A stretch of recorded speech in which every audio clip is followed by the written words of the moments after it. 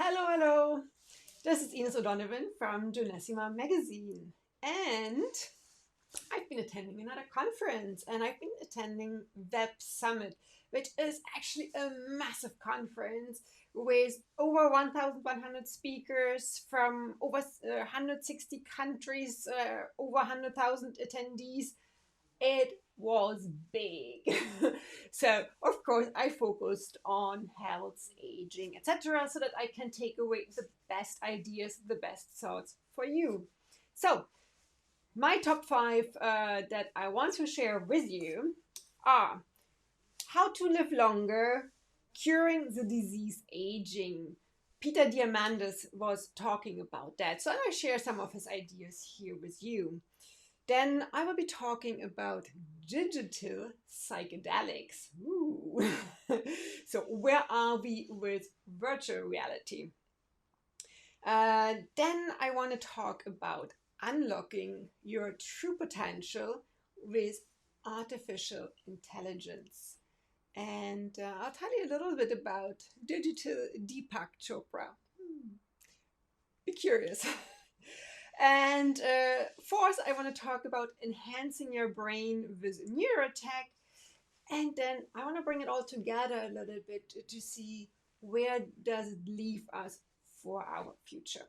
So let's start with number one, how to live longer, curing the disease aging. So you might have heard or read books from Peter Diamandis. He is the ex-prize guy, basically. He's an innovator. He is a futurist. He's an entrepreneur. And he is, especially at the moment, extremely interested in the whole idea of living longer and living healthier. So he was in a session together with, and I hope I pronounced that correctly, Yu Zhu from CGTN, which is like a Chinese station, a TV station, English-speaking TV station, and they had quite an interesting discussion there. So, but basically what Peter says is that aging is a disease and should be seen as a disease, and therefore it should be possible to cure it.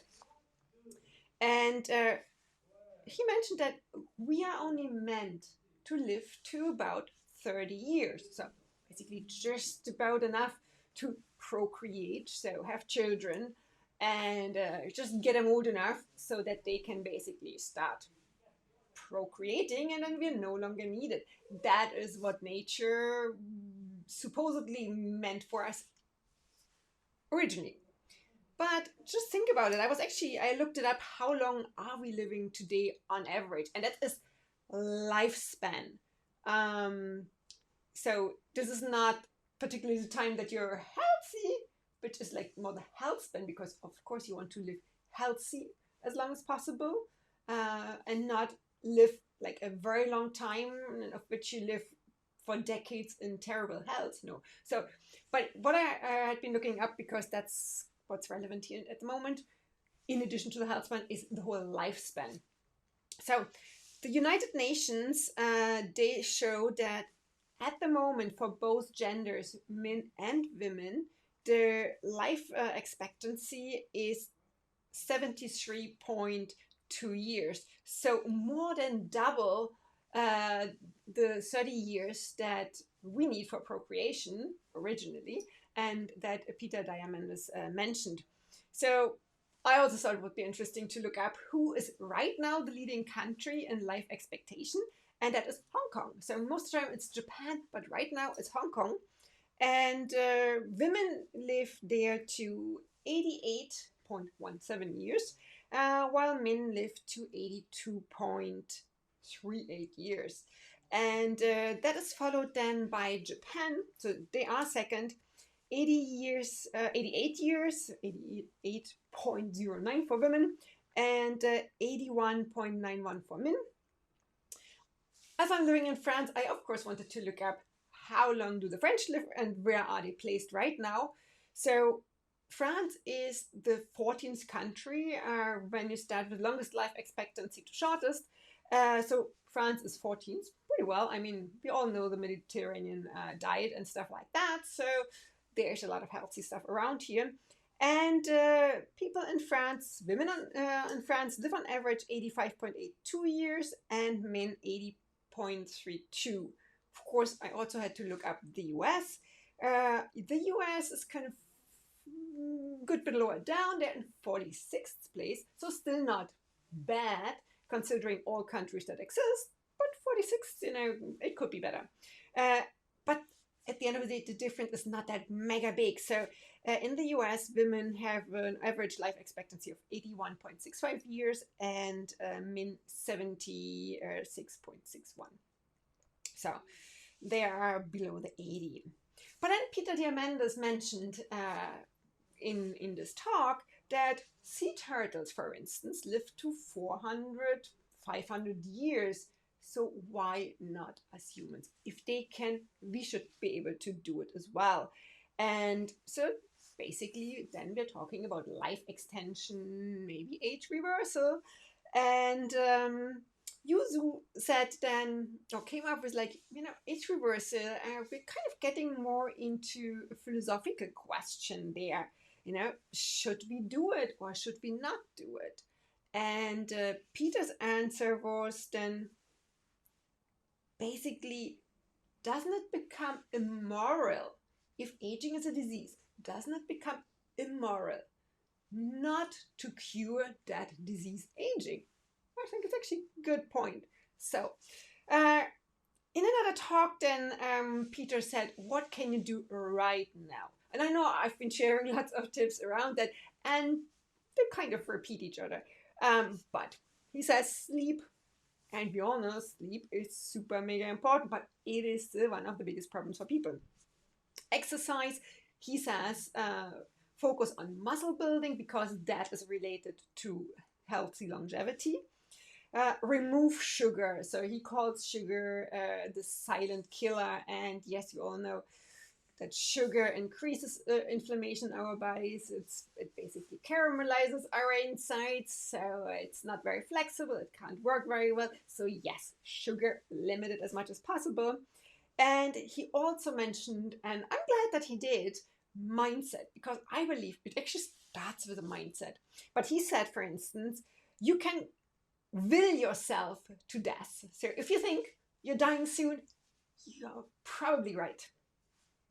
So he also said, and of course, one thing you can do right now is to start thinking about your future. And there will be massive reinventions necessary, and then they will happen almost automatically. But it's better to kind of plan ahead a little bit. But those reinventions will be on and off planet. So that was Peter Diamandis. Then next session that I found very, very interesting was about digital psychedelics. So we talk a lot about psychedelics, but these things are normally not kind of like the digital type. And what they were talking about, and that's Nanea Reeves from Tripp and Emmett Shear from Twitch. So they were talking about virtual reality and where we are right now. And basically what they said is, right now, virtual reality, we are at like an interim stage. So, I mean, we have been talking about virtual reality for ages, and have been expecting a breakthrough at any time. Both of those speakers think we're getting very close to it now. They believe that the real point when things really start happening is when we really reach that tipping point is at 10 million devices, and we're very close to those 10 million devices out there. So now my husband, Kevin, he has had and has basically all those, well, maybe not all, a few of those devices. So I was trying the Oculus Quest 2, which has advantage that you can move freely without any cables around you, but it's still quite heavy, I find. So for me, we are not there yet. And but it seems to be that, I mean, there's a start. And what's interesting is the use case. So when is that used? Most people thought it would be in gaming. So that gaming will basically drive really that we all use virtual reality. But this does not seem to be the case. Maybe because gaming is just far too complex to create it in a virtual reality environment right now, because it's super intensive, like memory and computer power, whatever, super intensive. So we're not there yet to make it really smoothly and nicely. But what seems to be driving this industry in a way is mindfulness training, meditation training. And that is, for instance, what Tripp is for. And also training. So, and of course, you can use that for your health, for healthy aging, etc., and also for personal development. So, as I said, I've been trying now at the weekend the Tripp app. It's an app that we downloaded, and apart from meditation, there were other things as well. But I actually quite like the meditation part, because you're really in it, and it feels very different, because what you see, what you hear, is what you perceive, what your brain perceives. So if you're moving in space, or if you're like, what I loved is breathing in, basically there were bubbles coming towards you, and then breathing out, kind of the bubbles were leaving. So that was kind of really cool. And also moving around in space, that was very interesting. So I enjoyed that. But really, for me, at the moment, that Oculus Quest, I mean, is big. It's heavy. So for me, it's too heavy, too clunky at the moment. And Nanea actually said in her talk, she sees it going forward to having kind of really cool, fashionable glasses that are very light, that kind of either you could see through, they correct your vision if you need it, or you can overlay them with some information. So, I don't know, when you go shopping or so, you get a special offer. Okay, that's advertising, I know, but there are other things that you can do. Maybe you see, like, for instance, let's say you see a statue somewhere, and maybe then you want to know more about that statue, so you can look that up and see directly on your glasses. Or maybe, like from the history point of view, if you're interested in history and you're going somewhere, once you can travel again, then, and then basically you just want to see a certain place. How did that look 100 years ago, 200 years ago? What happened at that time? So that's quite fascinating. So that is going to come. Plus, then, of course, the third version of those light cool glasses is when you're fully immersed in that virtual reality environment. Eventually, though, as Nanea and also Emmett said, it is an interim stage, the virtual reality, the way kind of we're dealing with it now, the glasses and things like that. And now kind of, there are haptic suits out there, so that, like Tesla suits, for instance, I've seen that already at least two years ago at CES, where kind of you have the feeling that something is happening, that rain is falling on your shoulders, on your back, that something, it gets hot or whatever. So all this is happening, but eventually, especially kind of like that whole virtual environment, it's likely to be immersive, where you go into a room and it can change to anything. So just imagine, you want to, like, you've worked a lot, just like there's a lot of going on in your life, and you just want to take it just a short break, but you can't go on holiday, like, depending on where you live, you can't go to the sea all the time if that's something that you enjoy. And but then you just go into this room and basically put yourself in this virtual reality room. This creates like a beach around you, like the sea, the waves, and then maybe you can switch on out to some relaxation music, some meditation, maybe, and that's where we're getting more potentially into the artificial intelligence. maybe you get somebody like a guru or so in to actually share a meditation with you. By the way, talking about meditation, I did try meditation also in Tripp, or one meditation in Tripp with, who was it? Forgotten the name now. But I was a bit bizarre because, Jack Canfield. So I was sitting so close to him. And kind of when I was looking around, I could see all those other people kind of in their yoga positions and getting ready, and that was a bit strange, but why not? It was like you felt like you were there. But let's go on to the next topic, unlocking your true potential. As I've said already, we're going towards artificial intelligence now. And there were two sessions that were quite interesting. Both had a Deepak Chopra in there, but one had digital Deepak. So there was a lot of talk in the chats at Web Summit about that meditation from Deepak. And everybody wanted to, well, maybe not everybody, but a lot of people wanted to join that meditation. And so I did as well. You know, it's like, I like my meditation. So I went there, and to be honest, I was a little bit disappointed because it was digital Deepak, which I did not expect. And it was based on artificial intelligence. And basically, you had the face of Deepak, a little bit of the shoulders, and all that moved were his brows. They were going up and down, and the mouth was moving, and from time to time, basically, the throat and kind of the eyes. So a lot of people said that is creepy, and yes, I do have to agree. At this stage, it's still a little bit creepy when you look at it. But when you closed your eyes, it was actually really quite cool. And when you then listened to the session with real Deepak Chopra and Lars Buttler from AI Foundation, who had created that digital Deepak, that actually the potential became super interesting. So again, we're not there yet with a, well, not in this case, we're not there yet with a visual, I think.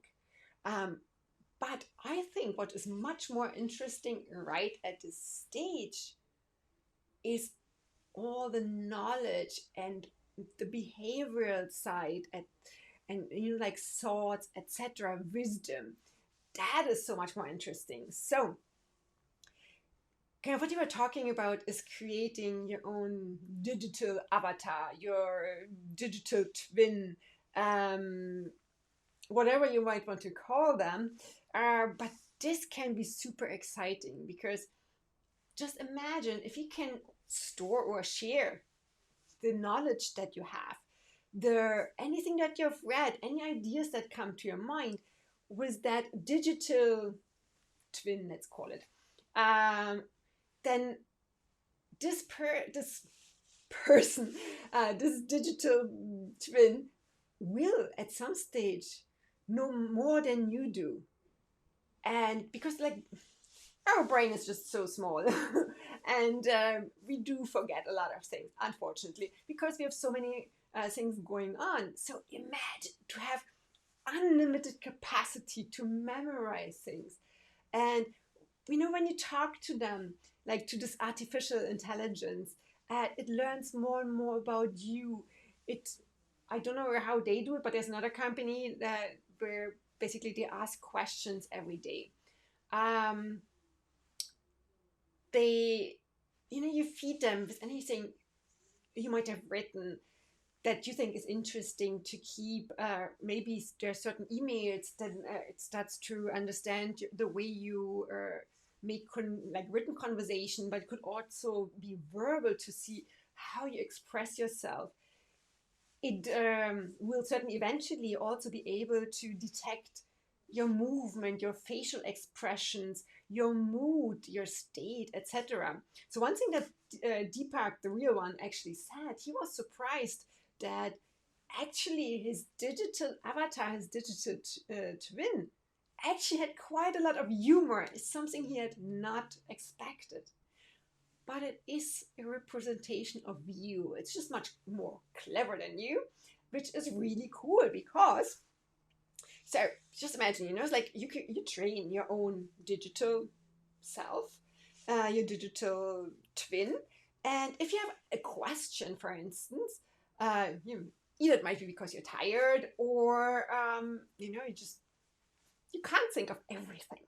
So, just have a chat with your digital self, with your digital twin.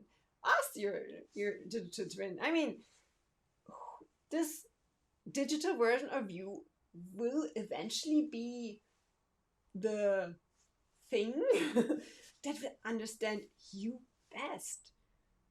And again, it will take time until we are fully there. But there's a lot that is possible already. So you're no longer forgetting your amazing thoughts. Just share it with your digital twin, and it's like it's never ever forgotten. Like when you're in a coaching, leadership, advisory, consulting type of role, and we all do that at some stage in our lives. We might be teaching our children something, or helping others, or in business. Just imagine having that digital avatar, and they can give advice. It will at some stage become actually a business where instead of you doing this, then basically your digital version can give actually even better advice than you. Also, for instance, if you know that your loved ones, they're not at the stage yet where they can live for hundreds of years, so they pass away at some stage. So it would be great if you have trained, or if they have trained it, and if you could have still conversations with them. Some of that is possible already, and it's happening already. But you want all the emotional side in there as well. You want that humor, and you're getting there. Also, what you could do is like another option. I'm just like trying to opening up some perspectives, some options and opportunities that you have with artificial intelligence. So imagine, for instance, like you record children, your grandchildren, your great grandchildren, and then like it's just like old-fashioned video recording. But when you look at it, back at it in like 10 years, 20 years, 50 years, then you can actually have a conversation with that child, how it was at that stage. Isn't that fascinating? Or just kind of even with yourself, kind of your own self. If you have a possibility to say, okay, it's like I talked to my own self when I was 10, for instance. How did I think? What were my dreams? What did I want to do? What could my younger self, what advice could it give to me? And I don't know if it will be possible, but imagine that kind of from your point of view now, if you can actually extrapolate that your digital self, your digital twin, to like all the knowledge, the wisdom. Of course, we won't know everything that will happen like in 10, 20 years, because there will be a lot of change, a lot of new knowledge. But already they know more than you do. And well, like once they're good trained, or well trained. But maybe there's even some way to extrapolate all that. And then you can ask again, it's like, okay, what might my future self answer me? Like, what advice would my future self give me? That's really cool, I think. So there are a lot of things you can do, and a lot of options that you have with artificial intelligence once it's developed a little bit further. But of course, there are also drawbacks, so beware, because like just imagine you're getting a call from your boss who's telling you to, I don't know, do something that you don't like doing, and you do it all, and then eventually you figure out, oops, that was not actually my boss. That was, I don't know, a scammer, or it could be a competitor who got you something to do. Or it could be worse, it could be like when you get those calls from Nigeria or Kenya or whatever. Oh God, I need money. My life is falling apart. Da, da, da, da. I mean, they could potentially create like a parent or a sibling or whatever, somebody in artificial intelligence, or use that to call you to transfer money. So that is a bit dangerous, and we need to find ways to avoid that. But all in all, the opportunities, the potential is great, and the technology exists. So AI, the AI Foundation is bringing out that basically exactly the same technology that they used for Deepak Chopra. You can do that yourself soon. So I've signed up. I don't know when exactly it will be out. I assume it will be beginning 21. Should be interesting. So I definitely want to train my digital or avatar to see what kind of chats I can have, how well this thing is learning, etc. Okay, next topic. So now I'm going to talk about enhancing your brain with neurotech. What is neurotech? Neurotech basically is when the technology goes under your skull to your brain. And when we're talking about like artificial intelligence, for instance, that's external. Virtual reality is external, but eventually this will be all connected with us. So like at the moment we have wearables. There will be I think they're called swallowables. Oh no, ingestibles they're called. Ingestibles. So you ingest them. They're implantables. So kind of things that, like for instance, if you talk about the brain, that could be chips or that are integrated into your brain. And so it's machine brain or connection. And that's basically then what neurotech is. It goes, as I said, it goes under the skull. The challenge, I would call it, for now is read, write. So basically, it could be that, in theory, that somebody actually suggests things and you think it's your own. So that is a bit of a danger. Again, the potential is great. So, it could fix brain issues. It certainly gives you the opportunity, like, Alzheimer's wouldn't matter anymore. Like, I mean, we will be able to fix that anyway in other ways. But even if you would have or would get Alzheimer's, if you can actually implant chips, for instance, and connect to the world, to the wisdom of others, then, it doesn't really matter anymore. You will have all the knowledge in the world, if you want, available to you at any moment. Like your creativity will get a boost, because just imagine all the things that you can draw from, and you don't have to memorize them. It's just basically just like you decide, okay, now I want to know something about history, I want to know something about leadership, and I want to know something about sports. I don't know. And then you have a way to be super creative and create something new. So I expect once this is happening, like the development of humanity will get a massive, massive boost. But of course, again, there are dangers. And so Rafael Yuste from Columbia University and John Krakauer from John Hopkins BLAM Lab, they were talking about how to protect yourself, because you have to. Because remember, neurotech, they can overwrite your brain. They can, if they want to, whoever creates it.